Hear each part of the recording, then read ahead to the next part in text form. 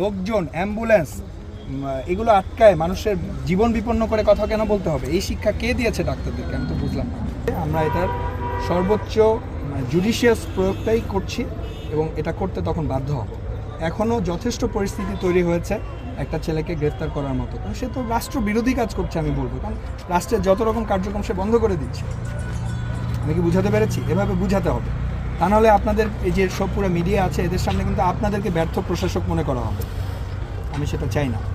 সবাই আপনারা টিচার, আমাদের শ্রদ্ধার্ঘ। আপনারা কি পারবেন এটা ট্যাকেল দিতে? এভাবে বুঝাতে হবে, ঠিক আছে?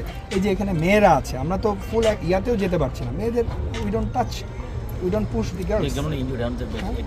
এটা তো খুবই একটা মেয়ে ইনজুর্ড হয়েছে তাদের জন্য, তারা নিজেরাই দাঁড়ায় থেকে এমনভাবে একজন একজনের গায়ের উপর দাঁড়িয়ে আছে, তারা সরতে গিয়ে তারাই একজন একজনকে ধাক্কা দিয়ে ফেলে দিচ্ছে। কেন একটা মেয়েকে কেন রাস্তার সামনে দাঁড় করাতে হবে?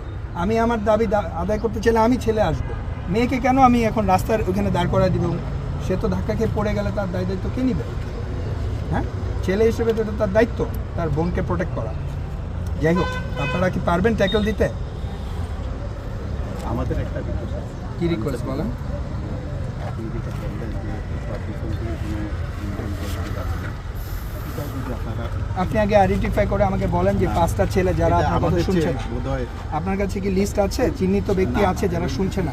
বলতে পারবো না, এটা এই জন্যই আমি আপনি বলতেছি যে আপনারা যদি কোনো কিছু ইনফরমেশন পান সেটা আমাদের বিষয়, এটা তো এটার সাথে আপনাদের কাজ আপনারা করেন। আমরা আমাদের দিক থেকে চেষ্টা করতেছি, হ্যাঁ, তাদেরকে আরও বোঝানোর চেষ্টা করতেছি, আমাদের সব টিচাররা বোঝানোর চেষ্টা করবে।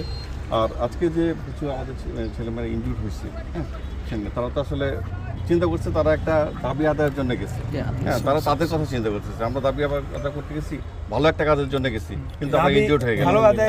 মানে জিনিসটা তাদের সেন্টিমেন্ট হচ্ছে এইটা, তাদের সেন্টিমেন্ট আপনি পাবলিকলি স্টেট করলে হবে না। তাদের সেন্টিমেন্টটুকু সবাই, সকল জনগণ বুঝে। তাদের সেন্টিমেন্টটা আমিও বুঝতে পারছি, এই জন্য তো আমি সময় দিয়েছি। গতকাল করেছে তারা, গতকাল দাঁড়িয়েছিল তারা, গতকাল দাঁড়ালো না, বুধবার দাঁড়াইছি, তখন সেনাবাহিনী এসেছিল? আসেনি, আমরা দূর থেকে দেখেছি, কারণ শান্তিপূর্ণ ছিল। দাঁড়াও, এখানে দাঁড়াও, রাস্তার দুই পাশে দাঁড়াও।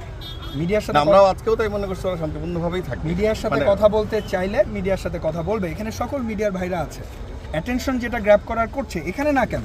আমি যে এখন কথা বলছি মিডিয়া অ্যাটেনশন পাচ্ছে না, তাহলে ওরা এখানে দাঁড়ায় কথা বলতে কি সমস্যা? লোকজন, অ্যাম্বুলেন্স এগুলো আটকায় মানুষের জীবন বিপন্ন করে কথা কেন বলতে হবে? এই শিক্ষা কে দিয়েছে ডাক্তারদেরকে? আমি তো বুঝলাম না। আমি কি বুঝাতে পেরেছি? আপনারা প্লিজ ওদের সাথে কথা বলেন। সেটা আমরা এগ্রিও করতেছি না যে তারা রাস্তা বন্ধ করবে, এটা ঠিক না, এটা করা যাবে না। এটা দাবি নিয়ে শান্তিপূর্ণভাবে দাঁড়াইছিল, আমরা ওইটুকুই জানতাম। আমি চাই এরপর থেকে যদি ওরা এরকম রাস্তার সামনে আসতে চায়, আপনাদের প্রোটোকল অনুযায়ী যাদের বনে তারা ওদের সামনে থাকবে না। আমি দেখতে চাই তারা তাদের প্রফেসরদেরকে ক্রস করে রাস্তার উপর যাচ্ছে।